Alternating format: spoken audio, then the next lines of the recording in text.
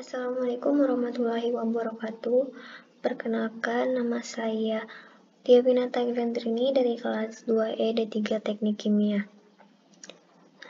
Di sini saya akan menjelaskan tentang lembar kerja mahasiswa pada praktikum pengendalian proses dalam modul respon hasil tuning sistem closed loop pada peralatan berpengendali. Peralatan yang digunakan yaitu pengendali suhu. Sudah diketahui pada data, dengan data hasil pengamatan pada kondisi kritis yaitu PBC 4,5, SP1-nya 40%, SP2-nya 50%. Dengan didapatkan data seperti pada tabel, setelah didapatkan data seperti pada tabel, selanjutnya kita diminta untuk membuat grafik kondisi kritis. Untuk grafik kondisi kritisnya, untuk sumbu X-nya yaitu T second dan Y-nya persen PV. Didapatkan grafik seperti pada gambar. Setelah itu, tentukan nilai PC berdasarkan grafik di A1 dan parameter pengendali untuk tuning menggunakan metode Ziegler-Nichols. PC di sini adalah jarak antara dua puncak yang berdekatan dengan ketinggian puncak yang sama. Pada grafik didapatkan jarak puncak yang berdekatan dengan tinggi puncak yang sama itu terdapat pada puncak ke-4 dan 5 dengan jaraknya 0,45 cm dalam menggunakan bantuan penggaris. Sedangkan untuk jarak satu kotak pada grafik yaitu 0,4 cm, lalu dalam skala T second terdapat 10 second. Jadi skala satu kotaknya yaitu 10 second. Setelah didapatkan data itu, kita dapat mencari nilai PC.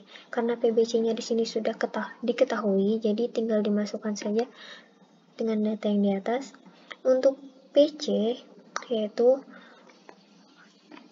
jarak puncak 4 dan 5 dibagi dengan jarak satu kotak dikali dengan skala satu kotak, didapatkan 11,25 second. Setelah itu untuk mencari PB, KC, Tau I, dan Tau D pada model P, PI, dan PID, kita dapat menggunakan rumus untuk mencari nilai tersebut dengan gambar yang di samping udah saya letakkan. Jadi di sini untuk nilai PB sama seperti dengan nilai KC. Dengan rumus 2 dikali dengan PBC yaitu hasilnya 9. Lalu untuk PI-nya 2,2 dikali PBC yaitu 9,9. Setelah itu PID-nya 1,7 dikali PBC dihasilkan 7,65. Untuk nilai KC-nya sama aja. Setelah itu untuk mencari nilai Tau I dan Tau D. Pada rumus sudah diketahui bahwa Tau I dan Tau D itu ada yang tidak memiliki nilai. Jadi untuk Tau I yang tidak memiliki nilai yaitu Pi. Jadi bisa dikatakan di sini kita menaruhnya 0 atau trip sama aja. Jadi bisa dikatakan tidak memiliki nilai. Sedangkan untuk Tau D-nya yaitu untuk Pi dan PI. Jadi bisa ditaruh 0 di sini. Yaitu untuk mencari nilai Tau I pada PI dan PID sama, kita menggunakan rumus yang di sebelah, 0,83 dikali dengan PC didapatkan 9,34. Selanjutnya untuk PID yaitu 0,5 dikali dengan PC didapatkan hasil 5,63. Lalu untuk Tau D-nya sendiri yaitu 0,13 dikali dengan PC yaitu 1,46.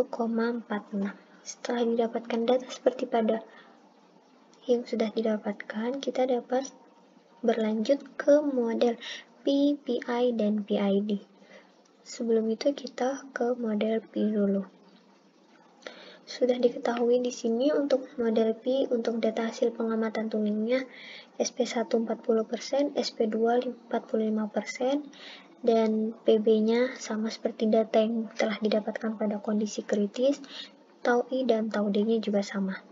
didapatkan data seperti pada tabel. Setelah didapatkan data seperti pada tabel, kita diminta untuk membuat grafik kurva respon hasil tuning dengan sumbu yang sama seperti pada kondisi kritis, yaitu didapatkan grafik seperti pada gambar. Setelah didapatkan grafik seperti pada gambar, kita diminta untuk menentukan analisis parameter respon hasil tuning dengan parameternya overshoot, declaration, peak time, rise time, response time, period of oscillation, dan offset. Untuk mencari nilai tersebut, di sini saya sudah menggunakan rumus untuk mencari, sebenarnya bukan rumus, tapi untuk mencari nilai pada grafik, untuk mengetahui nilai pada grafik dari parameter tersebut. Dan juga di sini saya menggunakan garis bantu tentunya untuk TR, yaitu garis merah, jadi TR garis merah, dan TP garis putih, response time garis biru, SP-nya garis hijau, dan PV-nya garis kuning. Untuk yang orange ini yaitu nilai akhir, nilai awal, maaf. Jadi untuk itu, untuk pertama overshoot di sini yaitu A per B. Untuk nilai A-nya bagaimana? Untuk nilai A-nya yaitu awal puncak dikurangi dengan nilai akhir. Jadi awal puncaknya di mana? Awal puncaknya terdapat pada 45,4, jadi yang ini 45,4. Selanjutnya untuk nilai akhirnya atau garis kuning yang ini yaitu PV-nya yaitu 44,6, sedangkan itu untuk nilai A. Lalu untuk B-nya yaitu nilai akhir dikurangi dengan nilai awal. Nilai akhirnya 44,3. Lalu untuk nilai awalnya yang ada pada di sini yaitu 41,8. Jadi bisa didapatkan dengan rumus awal puncak untuk untuk overshoot-nya yaitu awal puncak dikurangi dengan nilai akhir dibagi dengan nilai akhir dikurangi dengan nilai awal, didapatkan 0,44 cm. Selanjutnya declaration yaitu perbandingan tinggi puncak kedua dengan puncak pertama atau C per A. Di sini A-nya sudah diketahui. Jadi untuk C-nya yaitu puncak kedua dikurangi dengan nilai akhir. Puncak keduanya di sini terdapat pada 44,6. Jadi 44,6 dikurangi dengan 44,3 dibagi dengan 44,5 dikurangi dengan 44,3, didapatkan 0,27 cm. Selanjutnya peak time atau TP yaitu waktu puncak pertama. Jadi pada saat puncak pertama di sini berapa waktu yang dibutuhkan pada puncak pertama? Di sini saya menggunakan garis bantu atau yang berwarna putih ya. Dengan menghitungnya, di sini saya menggunakan skala 450 second. Dalam sentimeternya itu didapatkan 16,9 cm. Jadi untuk peak time-nya menggunakan bantuan penggaris yaitu 0,35 cm. Jadi untuk mencari peak time 0,35 cm dibagi dengan 16,9 cm dikali dengan 450 didapatkan 9,3. Setelah itu untuk mencari rise time-nya. Di sini rise time saya sudah menggunakan bantuan garis bantu juga yang berwarna merah. Rise time atau TR yaitu waktu pertama kali terjadinya titik potong garis PV dengan SP. Garis PV dengan SP. Garis PV-nya yaitu yang berwarna kuning. Jadi bisa dikatakan titik potongnya berada pada di sini. Karena waktu pertama kali terjadinya titik potong garis PV dengan SP. Jadi didapatkan TR-nya itu 0,15. Untuk nilai rise time-nya 0,15 dibagi dengan 16,9 dikali dengan 450 didapatkan 4,0 second. Untuk respon time-nya, respon time di sini yaitu respon di mana pada grafik respon di mana respon tersebut dikatakan steady state. Pada grafik dapat dikatakan respon steady state-nya yaitu pada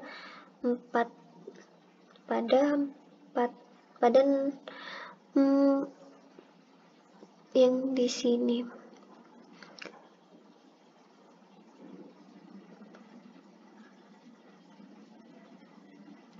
Yang di sini yaitu pada 44,4. Kenapa bisa dikatakan 44,4? Karena pada di sini saya menggunakan asumsi 0,1, jadi karena nilai akhirnya yaitu 44,3, jadi pada saat respon time-nya itu terdapat pada 44,4. Dengan pada saat 44,4 itu terdapat pola yang memiliki pola sama atau bisa dikatakan dengan respon steady state-nya. Jadi didapatkan hasil respon time-nya dalam sentimeter 16,2 yaitu jadi untuk respon time-nya 16,2 dibagi dengan 16,9 dikali dengan 450 didapatkan 431,4 second. Selanjutnya yaitu period of oscillation. Jarak antara dua puncak atau dua lembah. Di sini saya menggunakan jarak antara dua puncak.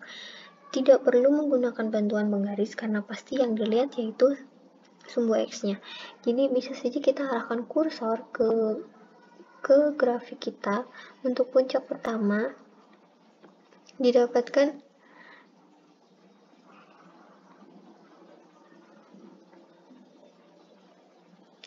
di sini saya mendapatkan 10. Maaf, nanti diubah ya. 10 untuk puncak pertama, selanjutnya untuk puncak kedua yaitu untuk puncak keduanya yaitu 28. Jadi 28 dikurangi dengan 10, puncak pertamanya didapatkan 18 second. Setelah itu offset. Offset adalah selisih PV steady state dengan SP. Selisih PV steady state dengan SP. SP-nya di sini karena sudah diketahui yaitu 45, jadi 45 dikurangi dengan steady state-nya 44,3 didapatkan 0,7. Setelah itu pada model PI. Untuk model PI sama seperti pada sebelumnya, untuk PB, tau I, dan tau D sudah didapatkan, jadi tinggal dimasukkan saja. Setelah itu didapatkan data pada tabel. Setelah didapatkan data pada tabel, kita diminta untuk membuat grafik kurva respon hasil tuning dengan sumbu X dan Y sama, dan didapatkan grafik seperti pada gambar. Lalu menentukan analisis parameter respon hasil tuning yang sama seperti ini. Cuma di sini pada model PI perbedaannya itu tidak terdapat overshoot, deceleration, peak time, dan juga period of oscillation. Kenapa tidak ada overshoot? Karena bisa dikatakan overshoot di sini pada grafik tidak terdapat puncak yang melewati nilai SP-nya, atau bisa dikatakan grafik pada model PI di sini grafik awal mula belum dikatakan stabil. Jadi stabilnya bisa dikatakan pada saat 45. Jadi bisa dikatakan untuk respon, untuk overshoot, deceleration, peak time, dan juga period of oscillation-nya tidak diketahui. Selanjutnya berlanjut saja kita pada rise time. Rise time atau TR itu waktu pertama kali terjadinya titik potong garis PV dengan SP. SP-nya di sini, jadi titik potongnya bisa dikatakan waktu pertama kali titik potongnya terdapat di sini. Kita bisa menggunakan bantuan penggaris dan didapatkan 1,4 cm. Untuk mencari nilainya sama seperti yang sebelumnya, di sini hanya perbedaan 500 second. Jadi pada saat 500 second di sini 16,6 cm, TR-nya didapat 1,4 cm. Jadi untuk mencari nilai rest time-nya yaitu 1,4 dibagi dengan 16,6 dikali dengan 500 didapatkan 42,2 cm. Setelah itu respon time itu waktu yang diperlukan untuk mencapai keadaan lunak, atau sama seperti sebelumnya yang saya katakan, waktu dimana respon dikatakan steady state-nya. Karena di sini pada PV-nya berakhir pada 44,9, jadi saya mengambil asumsi 0,1, jadi bisa dikatakan respon time-nya itu terdapat pada 45 dengan pola yang sama, hampir sama. Jadi didapatkan data respon time-nya 15,2 cm. Setelah itu untuk nilai respon time-nya 15,2 cm dibagi 16,6 dikali dengan 500 didapatkan 457,8 second. Lalu setelah itu offset-nya. Offset di sini selisih PV steady state dengan SP. Karena SP-nya udah diketahui ya 45 dan SP-nya juga udah diketahui 44,9, jadi didapatkan 45 dikurangi 44,9, 0,1%.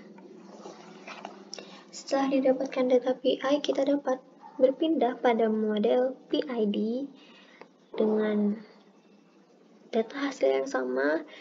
Untuk PB, tau I, dan tau D didapatkan dari kondisi kritis. Pada saat kita mencari data yang pertama, didapatkan PB yaitu 7,65 dan tau I-nya 5,63 second, untuk tau D-nya 1,46 second. Didapatkan data seperti pada tabel.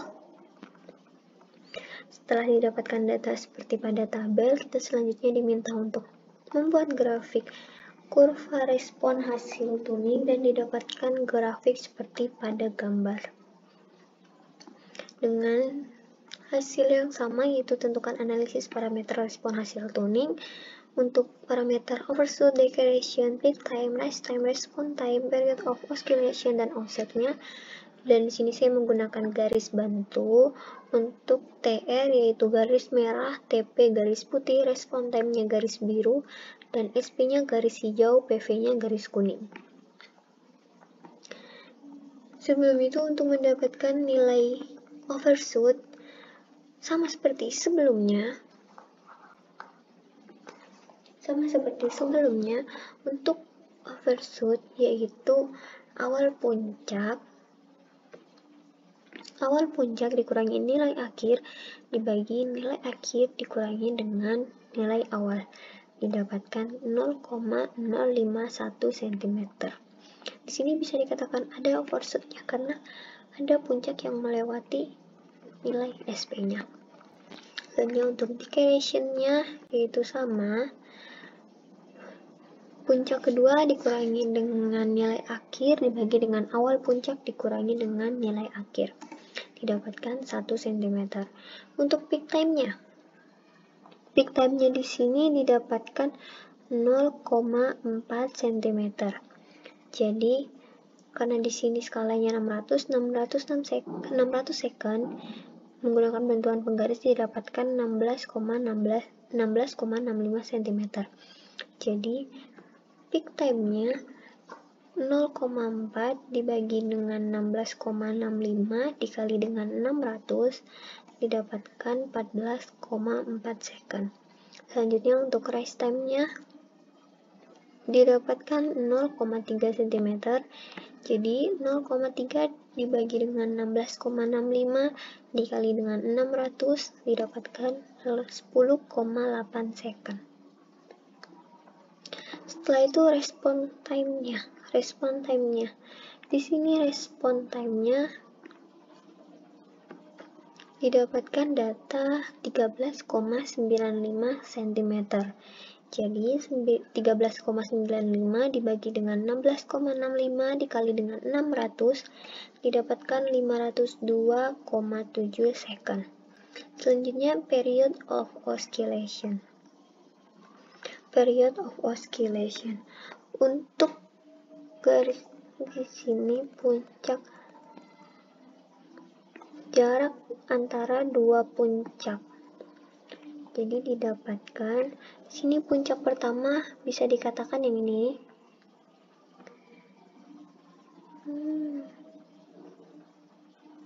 Jadi puncak pertama, ini puncak pertama, dan selanjutnya ini puncak kedua. Jadi 18 dikurangi dengan 15 dapatkan 3 second. Selanjutnya offset. Offset yaitu selisih. Karena SP-nya sudah diketahui 45 dan selisihnya dan PV-nya yaitu 44,9, jadi dapat dikatakan nilai offsetnya yaitu 0,1%.